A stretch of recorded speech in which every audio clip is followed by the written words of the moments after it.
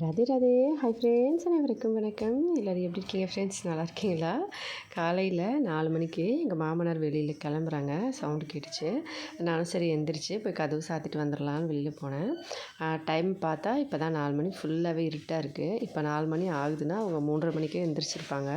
3:30 மணிக்கு எந்திரிச்சு அவங்க குளிச்சுட்டு அவங்க வேலையெல்லாம் முடிச்சுட்டு ரெடியாகி கிளம்புறாங்க 4 மணிக்கு. அவங்க கிளம்புன உடனே நான் வந்து ஃபஸ்ட்டு கதவு சாத்துறதுக்காக என்னை கூப்பிடுவாங்க. அந்த டைமில் நான் ஆல்ரெடி எந்திரிச்சிருவேன். 4 மணிக்கு தூக்கம் போயிடும். இன்றைக்கும் அதே மாதிரி தான் சீக்கிரமாகவே எந்திரிச்சிட்டேன். 4 மணி ஆக போகிறதுக்கு முன்னாடி. அதுக்குள்ளே அப்பா கூப்பிட்ட உடனே சரி கதவு சாத்திக்கோன்னு சொன்னாங்கனால நான் கதவு சாத்திட்டு வந்துடுறதுக்காக போனேன். அவங்க எப்போவுமே வெடிகாலமாக இருக்கனால கதவு சாத்திக்கோன்னு சொல்லி கூப்பிடுவாங்க. நான் வந்து அந்த டைம்லேயே கொஞ்சம் வேலையெல்லாம் முடிச்சிருவேன். பின்னாடி எல்லாம் ஃபுல்லாக இருட்டாக இருந்தது. வெளியில் லைட் எரிஞ்சிட்டு இருந்தது. உள்ளே வந்து சரி கொஞ்சம் ஃப்ரெஷ் ஆகிட்டு அப்புறமா டைம் பார்த்தா ஒரு 4:10 போல் ஆகிடுச்சு. சரி பசங்களை எழுப்பிட்டு அதுக்கப்புறமா வேலையெல்லாம் பார்க்கலாம் அப்படின்னு சொல்லிட்டு கொசு வலையெல்லாம் எடுத்துகிட்டு அப்புறமா போய் பசங்களை எழுப்பலாம் அப்படின்னு பார்த்தேன். சரி கொஞ்சம் வெளிச்சமாக இருந்தால் பெருக்கிடலாம் அப்படின்னு சொல்லிட்டு பார்த்தேன். நான் ஃபுல்லாகவே இருட்டாக தான் இருந்தது. அதோடு வந்து வெளியில் வந்து நேற்று பசங்கள்லாம் ஏதோ ஃபிஸ்ட்டு பண்ணுறேன்னு சொல்லியிருந்தாங்க. ஃபிஸ்ட்டுனா நம்ம எப்படி கூட்டாஞ்சோறு செய்வோம் இல்லைங்களா, எல்லாம் அந்த மாதிரி பெரிய பசங்கள்லாம் சேர்ந்து செய்வாங்க. இந்த கேஸு, ஸ்டவ்வு, பாத்திரம் எல்லாம் வந்து கொண்டு போயிட்டாங்க. வீட்டில் இருந்த முக்கால்வாசி பாத்திரம், பெரிய பெரிய பாத்திரம், கடாய், குண்டா இதெல்லாம் கொண்டு போயிட்டாங்க.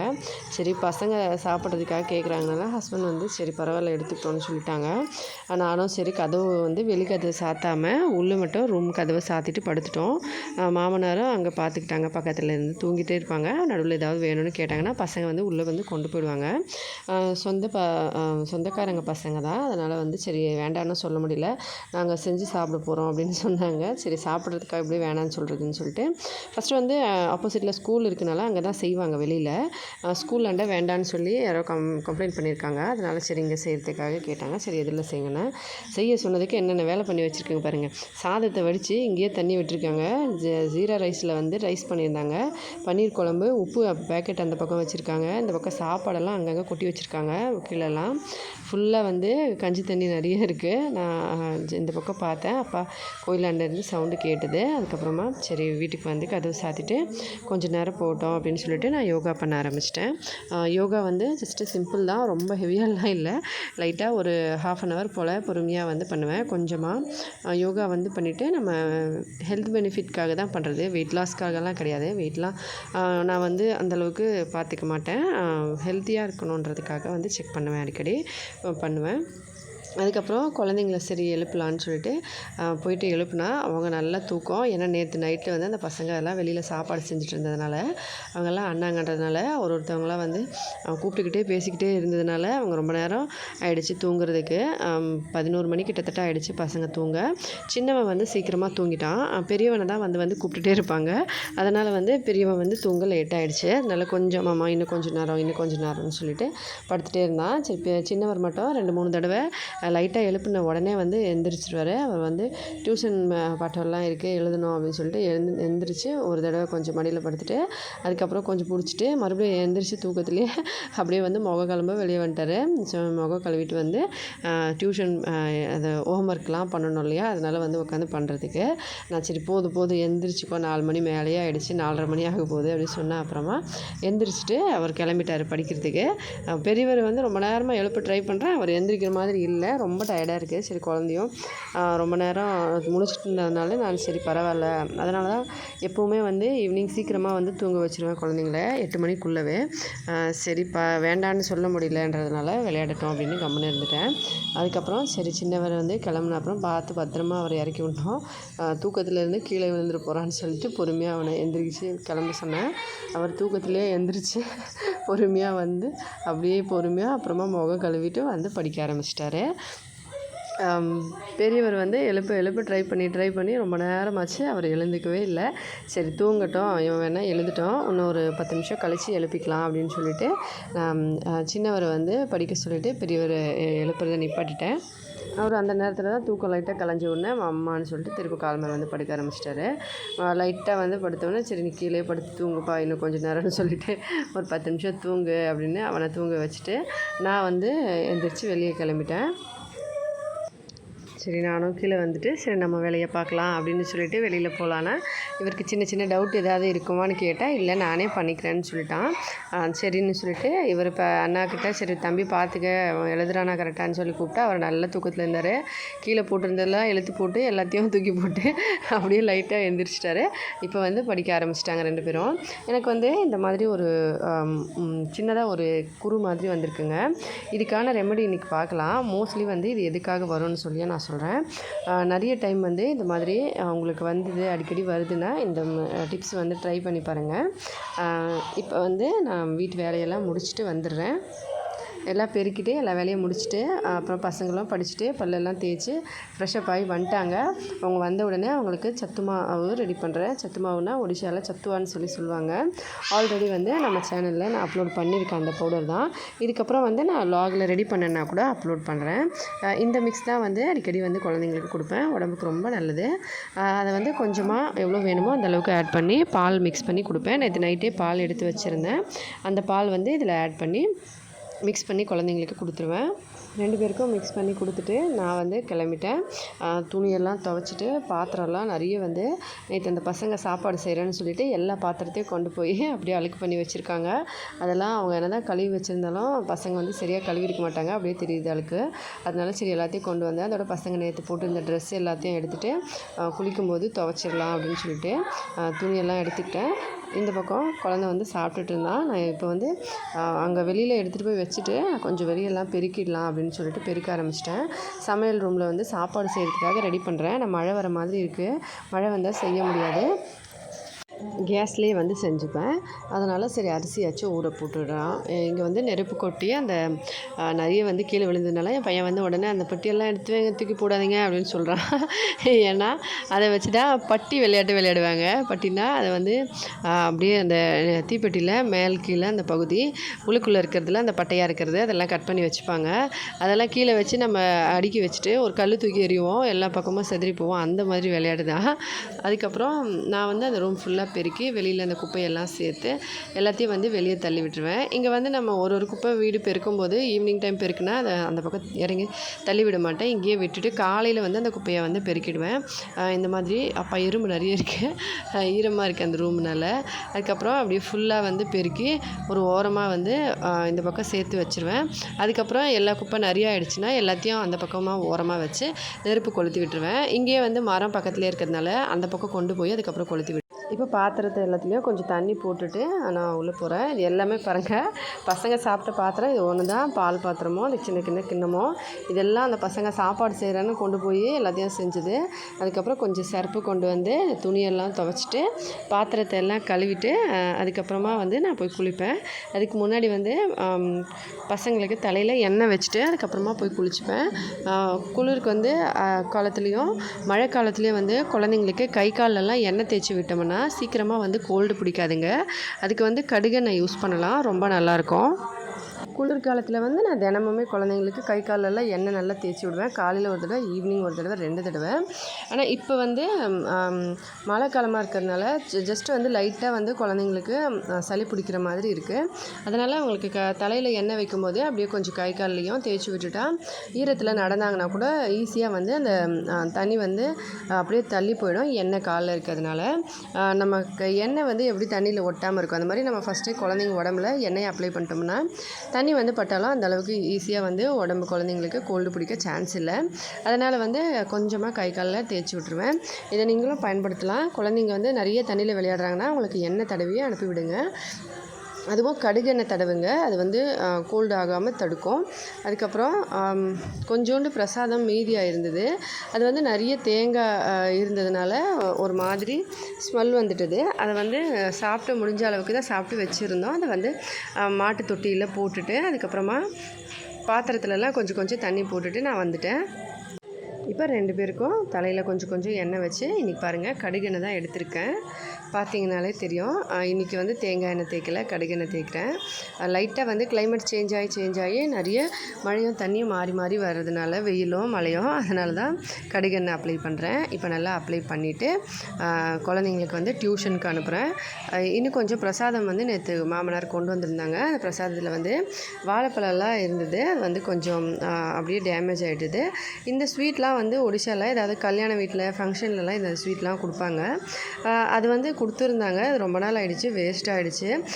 ஏன்னா இந்த ஸ்வீட் வந்து வீட்டில் செஞ்சு கொடுக்குறவங்களே கண்டிப்பாக 2 நாள் 3 நாள் ஆகிடும். அதுக்கப்புறம் சொந்தக்கார வீட்டுக்கும் ஒன்று ஒன்றா பாஸ் ஆகி வரதுக்கு கிட்டத்தட்ட நம்மக்கிட்ட டைரெக்டாக வர ஸ்வீட்னால் ஒரு 2 நாளில் வந்துடும். வேறு யார் வீட்டுக்கு அவங்க வீடு இங்கே வீடு அப்படி மாறி வந்துங்க கிட்டத்தட்ட ஒரு 4-5 நாள் ஆகிடும். அதனால் வந்து மோஸ்ட்லி சாப்பிட மாட்டேன். ஸ்மெல் வந்துடுச்சுன்னா தூக்கி போட்டுருவேன். சின்னவருக்கு வந்து சைக்கிளில் போக மாட்டாரான் இன்றைக்கி, அண்ணா கூட தான் உட்காந்துட்டு போவேன்னு சொன்னார். அண்ணா வந்து ஏன் அவன் சைக்கிளில் வர வேண்டியதானேன்னு சொன்னதுக்கு அவர் இல்லை அண்ணா கூட தான் வருவேன்னு சொன்னோடனே சரி பரவாயில்ல சரி வான்னு சொல்லிவிட்டு அண்ணா வந்து கூப்பிட்டுக்கிட்டாரு. இப்போ 2 பேரும் சைக்கிள் எடுத்துகிட்டு கிளம்பிட்டாங்க. கதவு சாத்திட்டு அவங்கள கேட்டு வந்து சாத்திப்பாங்க. நான் வந்து வீட்டு உள்ள கதவு சாத்திக்கிட்டு போயிட்டு பாத்திரம்லாம் வச்சுருக்கலைங்களா அதெல்லாம் கழுவிட்டு அதுக்கப்புறமா துணியெல்லாம் துவைச்சிட்டு குளிக்க ஆரம்பிச்சிடுவேன். குளித்து முடிச்சுட்டு ரெடி ஆகிட்டு வந்துட்டு அப்புறமா பார்க்கலாம். இந்த இடம் ரொம்ப கஞ்சி தண்ணி மாதிரி இருந்ததுனால ஒரு பக்கெட் தண்ணி கொண்டு வந்து கழுவி விட்டுட்டேன். குளிச்சுட்டு ரெடி ஆகிட்டு வந்துட்டேன். எல்லா வேலையும் முடிச்சிட்டேன். குளிக்கிறதுக்கு முன்னே என்ன பண்ணணுமோ துணி துவைச்சி காய வச்சாச்சு. காட்டன் புடவை வந்து எப்பவுமே நம்ம காய வைக்கும் போது இந்த பக்கம் வந்து இப்படி இழுத்து போட்டு காய வச்சினோம். அதுக்கப்புறம் நல்லா காஞ்ச அப்புறம் இப்படி உதிரி விட்டோம்னா இந்த சைட்லெல்லாம் சுருக்கம் வராது. ப்ளஸ் புடவையும் வந்து அப்படியே நமக்கு அதிகமாக வந்து சுருக்கமாக இருக்காது. பாருங்கள் இந்த மாதிரி. நான் ஒடிஷாவில் வந்து மோஸ்ட்லி வியர் பண்ணுற காட்டன் சாரீ வந்து அதிகமாக இருக்கும். ஏன்னா ஒடிஷாவில் வந்து தலையில் துணி வைக்கிறதுனால எல்லாருமே வில்லேஜில் அதிகமாக காட்டன் புடவை தான் யூஸ் பண்ணுவாங்க. ஆனால் நம்ம அதை மெயின்டைன் பண்ணுறது வந்து ரொம்ப கஷ்டமெல்லாம் கிடையாது. நல்லா துவைக்கணும், அதுக்கப்புறம் நல்லா புளியணும், காய வச்சு வெயில் வரும்போது அதுக்குள்ளே எடுத்துடணும் காய வச்சு. அதாவது வெயில் நிறைய பட்டுச்சுன்னா கலர் வந்து சீக்கிரமாக போயிடும், அப்புறம் வந்து பழசு மாதிரி ஆகிடும். இது வந்து நல்லா நம்ம சர்ஃப் குளிக்கும்போது கொஞ்சமாக சர்ஃப் போட்டு அப்படியே கையில் வந்து நல்லா குதுக்கி தண்ணியில் அலசி நல்லா புளியணும். புளிஞ்சு ஒதுரணும்னா அந்த சுருக்கமெல்லாம் போயிடும். அதுக்கப்புறம் இந்த மாதிரி நல்லா இழுத்து போட்டு காய வச்சோம்னா நல்லா வந்து சுருக்கம் இல்லாமல் இருக்கும். நான் வந்து இங்கே சைடில் வந்து சுருக்கம் இருக்கக்கூடாதுனால மேலே இந்த சைடில் சுருக்கம் வச்சுருக்கேன். இது இடம் பத்தலைனால நடுவில் வந்து சுருக்கம் வச்சுருக்கேன். பரவாயில்ல. ஆனால் இப்படி நல்லா உதிரி விட்டோம்னா அது வந்து நல்லா சூப்பராக சுருக்கமே இல்லாமல் புடவை இருக்கும். அதுக்கப்புறம் பசங்களோட துணியெல்லாம் காய வச்சுருந்தேன். எல்லாமே காய வச்சுட்டு துவைச்சி காய வச்சுட்டேன். இங்கே கை கழுவ ஜஸ்ட் கொஞ்சமாக தண்ணி பைப் வந்து நான் குளிக்கும்போது அங்கே கொண்டு போயிடுவேன். குளிச்சிட்ட உடனே மறுபடியும் இங்கே கொண்டு வந்து வச்சுருவேன். ஏன்னா பாத்திரம்லாம் கழுவுறதுக்கு பசங்க கையெல்லாம் கழுவேன். இங்கேயே வந்து கரெக்டாக இருக்கும். மாமனார் வீட்டுக்கு வந்தவுடனே கை வந்து கழுவுறதுக்கு தண்ணி தேடுவாங்க. அதனால் இங்கே பக்கத்துலேயே இருக்கணும். ரூம் உள்ளே இருந்ததுன்னா பாத்திரம்லாம் நைட்டு கழுவி வச்சுருந்தது இப்போ கழுவுனது எல்லாமே அப்படியே இருக்குது. இதெல்லாம் எடுத்து அடுக்கி வச்சுட்டு மீதியெல்லாம் பாத்திரத்தையும் வச்சுட்டு இந்த உணவு வந்து ரொம்ப நாள் கட்டாமல் இருந்ததுனால லைட்டாக சுருக்கமாக ஆயிடுச்சு. சரி இப்போ கட்டிட்டு அதுக்கப்புறமா நம்ம நல்லா துவைச்சிட்டு புழிஞ்சு காய வச்சுக்கணும்னா நல்லா பிரிஞ்சு வந்துடும். அதனால் சரி ஓகே இன்றைக்கி வியர் பண்ணலான்னு சொல்லிட்டு கட்டிட்டேன். ரொம்ப சுருக்கமாக ஆகலை, ஜஸ்ட் வந்து மடித்து வச்ச இடம் ரொம்ப நேரம் அதுக்கு மேலே துணியை வச்சுட்டு இருந்ததுனால ரொம்ப சுருக்கமாகிடுச்சு லைட்டாக. இப்போ பரவாயில்ல, இன்றைக்கி வியர் பண்ணுற மாதிரி இருக்குது. துவைச்சோம்னா அதுக்கப்புறம் நல்லா புழிஞ்சு காய வச்சோம்னா உதறி அது நல்ல சுருக்கமெல்லாம் போயிடும். இப்போ இன்றைக்கி வந்து சண்டேன்றதுனால பசங்க இன்றைக்கி வீட்டில் இருக்கிறதுனால சண்டே லீவு, டியூஷன் போயிருக்காங்க. 9 மணிக்கு வீட்டுக்கு வந்துட்டாங்கன்னா அதுக்கப்புறம் வீட்டில் தான் இருப்பாங்க. வீட்டில் எங்கே தங்குவாங்க, இன்றைக்கி ஃபுல்லாக விளையாடிட்டே இருப்பாங்க. கோலி விளையாட்டு, அதுக்கப்புறம் அந்த சீட்டு வச்சு இப்படி கார்டு போடுற விளையாட்டு, அதெல்லாம் வந்து எங்கள் கிராமத்தில் நிறைய பசங்க விளையாடுவாங்க. நான் மோஸ்ட்லி நிறைய டைம் அலோவ் பண்ண மாட்டேன், கொஞ்சமாக விளையாட்டு வந்துட சொல்லுவேன். டே டைமில் வந்து கண்டிப்பாக 6 to 4 மணிக்கு எழுந்திரிச்சாங்கன்னா படிச்சுட்டு 7 மணிக்கு டியூஷன் போயிட்டு 9 மணிக்கு வருவாங்க. மறுபடியும் 10 மணிலேருந்து 4 மணி வரையும் ஸ்கூலு, 4 மணிலேருந்து 6 மணி வரைக்கும் டியூஷனு. அதுக்கப்புறம் மறுபடியும் வீட்டுக்கு வந்தவொடனே அவங்க படிக்கிறது எழுதுறதெல்லாம் கொஞ்சம் பண்ணுவாங்க. அதுக்கப்புறம் கொஞ்சம் நேரம் சாப்பிட்டுட்டு டிவியெல்லாம் பார்த்துட்டு ஒரு ½ அன் ஹவர் போல் மறுபடியும் தூங்கிட்டாங்கன்னா காலையில் 4 மணிக்கு எழுந்திரிச்சு படிக்க ஆரம்பிச்சிடுவாங்க. அதனால சாட்டர்டே சண்டே வந்து கொஞ்சம் ஃப்ரீயாக இருக்கட்டும் அப்படின்னு சொல்லிட்டு ஈவினிங் டைமில் சாட்டர்டேயில் விளையாட சொல்லுவேன். இப்போ சண்டேன்றதுனால இன்றைக்கி கொஞ்சம் விளையாடுவாங்க. கொஞ்சம் நேரம் விளையாடுவாங்க, வெயிலாக இருந்தால் மறுபடியும் வீட்டுக்கு வந்துடுவாங்க. அதனால் சரி பரவாயில்ல, நானும் எதுவும் சொல்கிறதில்ல. வில்லேஜ்லேயே வந்து பசங்க கூட விளையாடுறதுனால அந்த கோலி விளையாட்டு அதெல்லாம் ஒரு சீசன் அவங்களுக்கே வந்து பிடிச்சி வச்சுப்பாங்க. இப்போ வந்து கோலி விளையாடிட்டு இருக்காங்க. கண்ணாடி கோலி இல்லை, அது வந்து ஒரு ஹட கோலி அப்படின்னு சொல்லுவாங்க. ஹடம்னா எலும்பு கோலி. நான் கொண்டு வந்து அந்த கோலி வந்து இப்படி தான் இருக்குங்க. இது வந்து பசங்க பெரியவர் சின்னவர் இது என்னது இது ஒன்றுதுன்னு கலர் பூசி வச்சுருக்காங்க. இப்படி தான் இருக்கும். இது வந்து 10 ரூபான்னு சொல்லி வாங்கிட்டு வந்தாங்க. இதை விட கொஞ்சம் சின்னதாக இருக்கும், சின்னது 5 ரூபா. இது வந்து ரொம்ப ஸ்ட்ராங்காக இருக்குமா. கண்ணாடி கோலி வந்து சென்னையிலேருந்து ஒரு தடவை அம்மா வாங்கி கொடுத்தாங்க. அது வந்து போட்ட உடனே பட்டுன்னு உடஞ்சி போச்சா, அதனால் அது நல்லா ஸ்ட்ராங்காக இல்லை, இதான் வேணும்னு சொல்லி கேட்டாங்க. இது வந்து இங்கே பஜாரில் வந்து விற்கிறாங்க. ஒன்று வந்து 10 ரூபான்னு சொல்லிட்டு நம்ம ஏதாவது ஸ்நாக்ஸ் சாப்பிடுவோம், இதுக்காச்சும் காசு கொடுத்தோம்னா அதில் வந்து வாங்கிட்டு வந்துடுவாங்க. அந்த டைமுக்கு மட்டும் விளையாடுவாங்க கொஞ்ச நாளைக்கு. மறுபடியும் அதை வச்சுட்டு வேறு ஏதாவது பசங்க விளையாடுறாங்கன்னா இந்த தீப்பெட்டியில் வந்து அந்த குச்சி நான் காலையில் காட்டினேன் இல்லைங்களா, தீப்பெட்டியில் அந்த பேக்கு ஃப்ரண்ட்டு அதுக்கப்புறம் அந்த உள்ளுக்குள்ளே இருக்கிற அந்த பிளேட் மாதிரி அதெல்லாம் கட் பண்ணி வச்சுப்பாங்க. அதை வந்து கீழே வச்சு நம்ம இப்படி கழுத்துக்கு போட்டால் தூரமாக போகுமே, அந்த விளையாட்டெல்லாம் விளையாடுவாங்க.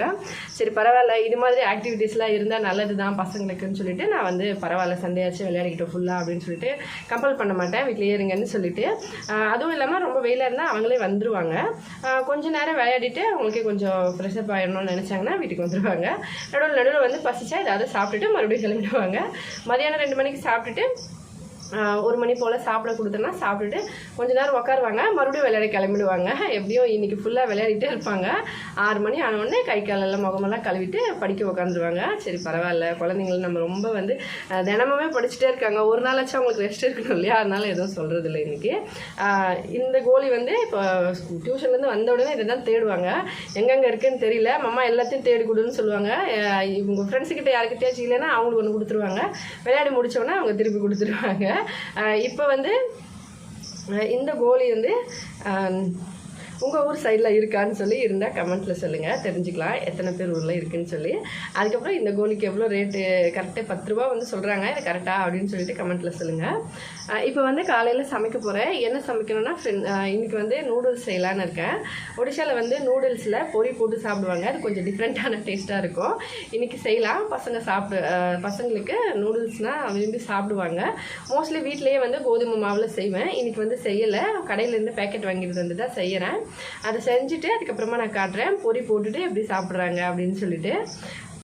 அதுக்கு முன்னாடி இது வந்து என்னன்னு பார்த்தீங்கன்னா, நம்ம வந்து இந்த சப்ஜா சீட்ஸ்ன்னு சொல்லுவோம் இல்லைங்களா, அதை வந்து நேற்று நைட்டே நான் வந்து தண்ணி மட்டும் இந்த மாதிரி ஒரு பெரிய கிண்ணத்தில் தண்ணியை பாதி எடுத்துகிட்டு அதில் ஒரு 4 துண்டு கல்கண்டு சேர்த்துட்டேன்.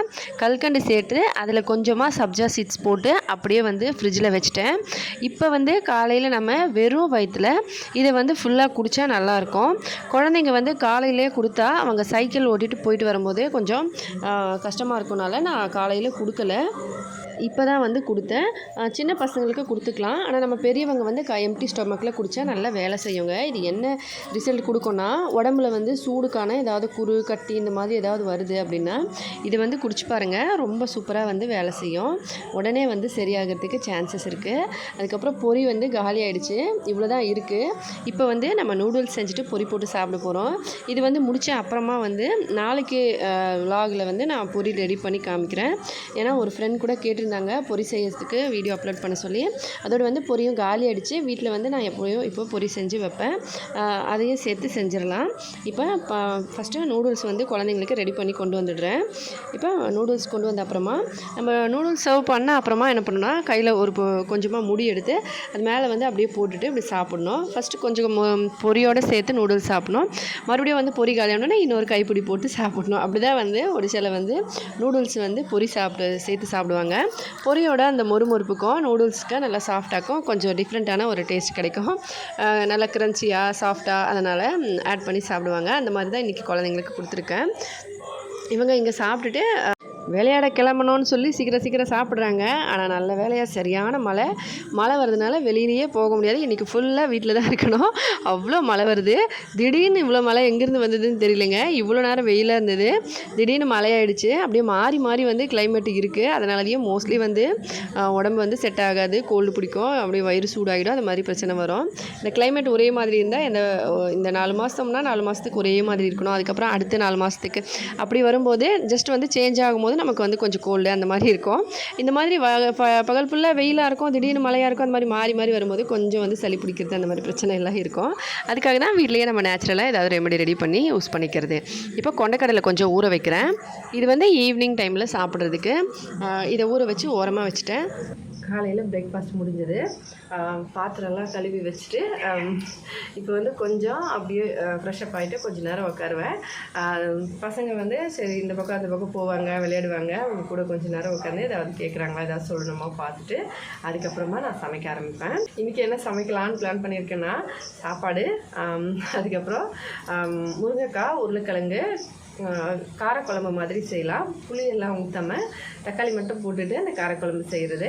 அதுக்கப்புறமா கொஞ்சம் கிளிமிளகா சாம்பார் மாதிரி இங்கே ஒடிஷாவில் வைக்கிற மாதிரி வைக்க போகிறேன். பசங்க வந்து முருங்கைக்காவும் உருளைக்கிழங்கும் போட்டுட்டு கொஞ்சம் கறி மாதிரி பண்ணிவிட்டு கெட்டியாக இருந்தால் சாப்பிடுவாங்க.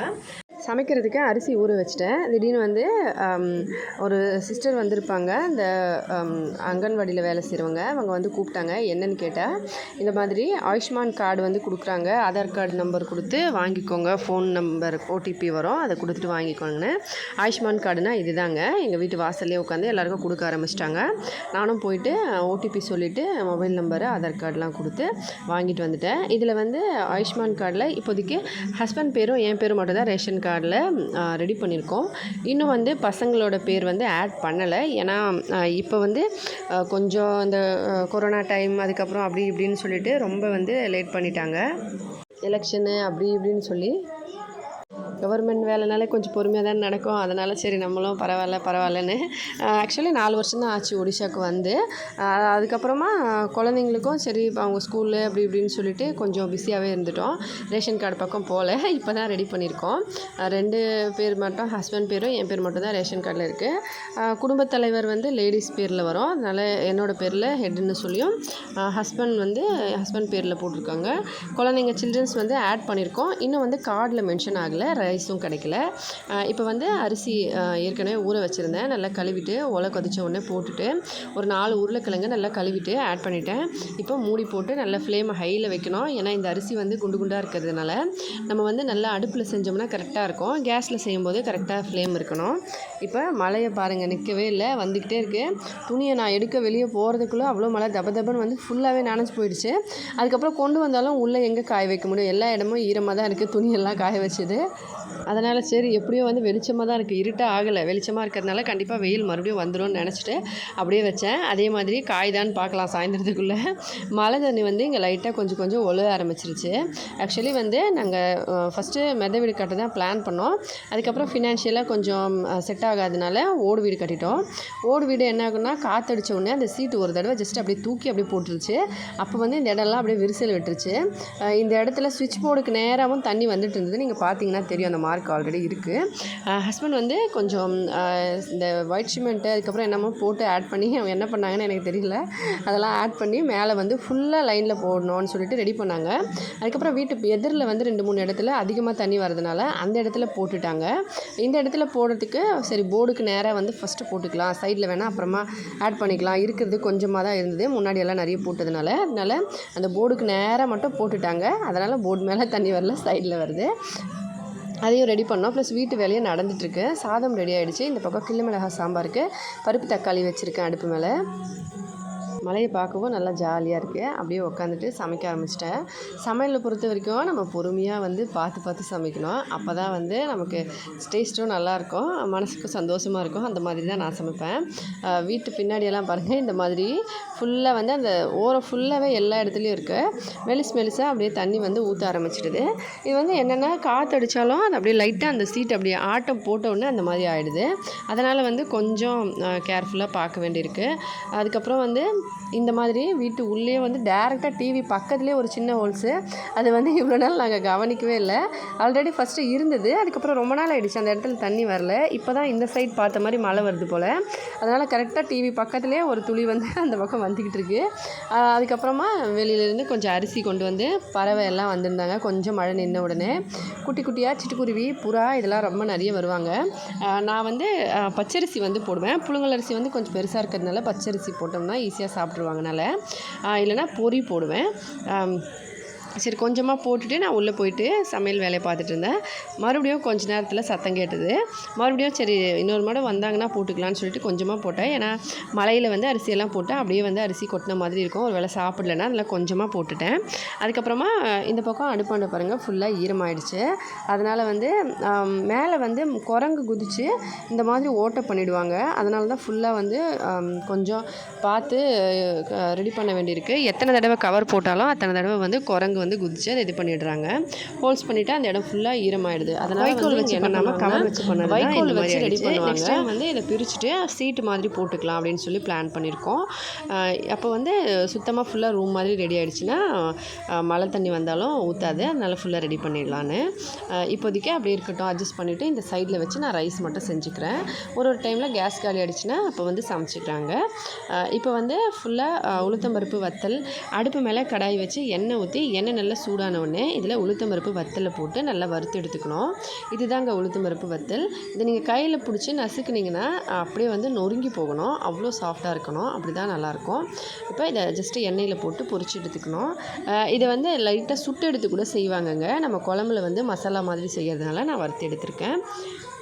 இப்போ இதில் வெங்காயம் போட்டு நல்லா வதக்கிக்கணும். வெங்காயம் வந்து லைட்டாக வந்து பேஸ்ட்டான அப்புறமா இதில் இஞ்சி பூண்டு பேஸ்ட்டு தக்காளி நார்மலாக நீங்கள் எப்படி குழம்பு செய்வீங்களோ அதே மெத்தட் தான். தக்காளி வந்து ஜஸ்ட்டு பாதி தான் ஆட் பண்ணியிருக்கேன். மீதி பாதியை பருப்பு சாம்பாரில் போட்டிருக்கேன். அதாவது கிள்ளு மிளகாய் சாம்பாரில். எங்கள் மாமியார் பால் கொண்டு வந்துட்டாங்க. இந்த குழம்பு வந்து உளுத்தம்பருப்பு வத்தல் வந்து ரொம்ப ஈஸியாக செய்யலாம். நம்ம சேனலில் ஆல்ரெடி அப்லோட் பண்ணியிருக்கேன். பார்த்துருந்தீங்கன்னா தெரிஞ்சிருக்கும். உளுத்தம்பருப்பு வத்தல்னு சர்ச் பண்ணிங்கனாலே வரும்.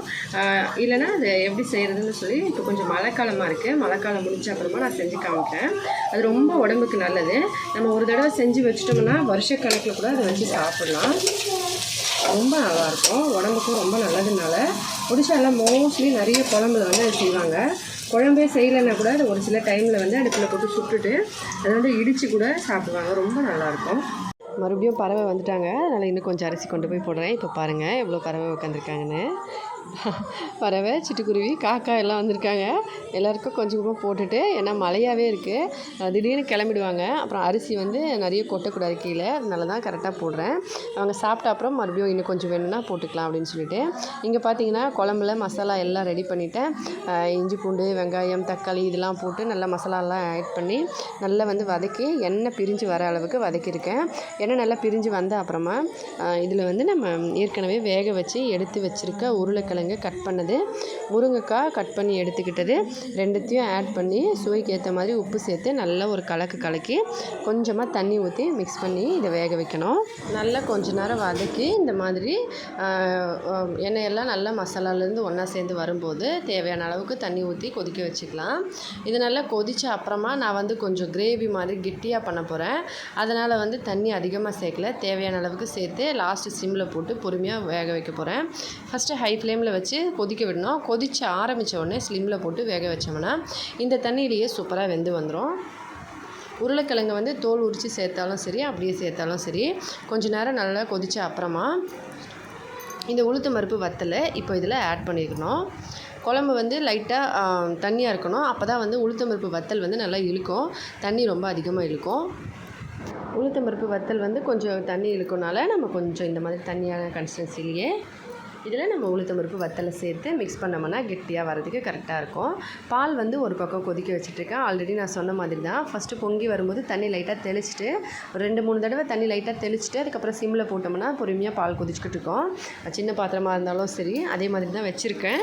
அதுக்கப்புறம் உளுத்தம்பருப்பு வத்தல்லாம் ஆட் பண்ணி இதை நல்லா மிக்ஸ் பண்ணி குழம்பு ரெடி. ஆக்சுவலி நீங்கள் என்ன மசாலா போட்டு எப்படி குழம்பு ஸ்டார்ட் பண்ணுவீங்களோ அதே மெத்தட் தான். வேறு எதுவும் எக்ஸ்ட்ரா வந்துலாம் ஆட் பண்ணலை. ஜஸ்ட்டு வெங்காயம் இஞ்சி பூண்டு பேஸ்ட்டு தக்காளி மஞ்சத்தூள் மிளகாத்தூள் தனியாத்தூள் சீரகத்தூள் கரம் மசாலா அவ்வளோதான். நீங்கள் வந்து வீட்டில் குழம்பு மிளகாத்தூள் யூஸ் பண்ணுவீங்க அப்படின்னா மஞ்சத்தூள் மிளகாத்தூள் குழம்பு மசாலா வந்து ஆட் பண்ணி கொஞ்சம் கரம் மசாலா சேர்த்து செஞ்சுக்கலாம்.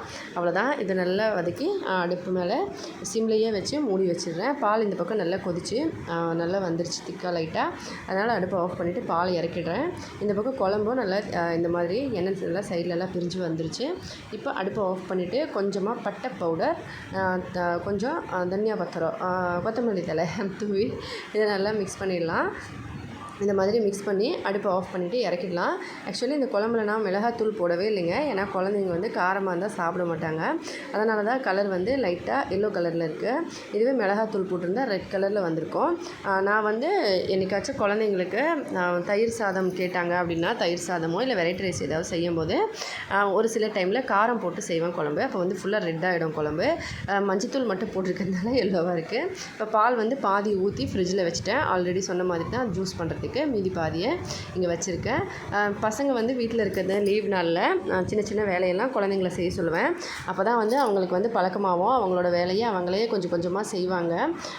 எனக்கும் வந்து ஹெல்ப் பண்ணுவாங்க. அடிக்கடி வந்து எனக்கு உடம்பு சரியில்லைன்னா கை காலெல்லாம் அழுத்தி விடுவாங்க. சின்ன சின்ன வேலையெல்லாம் அவங்களே நான் வீட்டில் வந்து செய்ய சொன்னேன்னா அவங்க செஞ்சுப்பாங்க. ப்ளஸ் வந்து அவங்களே எனக்கு உடம்பு முடியல நான் படுத்திருக்கேன்னாம்மா நான் போய் துணியெல்லாம் கொண்டு வந்துடட்டுமா அப்படின்னு சொல்லிட்டு அவங்களே கொண்டு வந்துடுவாங்க. காலை வேணால் அமுக்கி விடட்டுமா அப்படின்னு சொல்லிட்டு அமுத்தி விடுவாங்க. நான் அமுக்க வேணாம்னு சொன்னால் மிதித்து விடுவாங்க.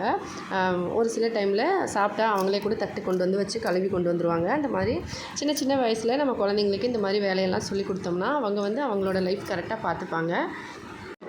அதுக்காக தான். அதுக்கப்புறம் இங்கே சாதம், முருங்கைக்காய், உருளைக்கிழங்கு, வத்தல் குழம்பு பாருங்கள் எவ்வளோ திக்காகிடுச்சின்னு சொல்லி ஃபுல்லாக வந்து ட்ரையான மாதிரி ஆகிடுச்சு, ட்ரையான கறி மாதிரி.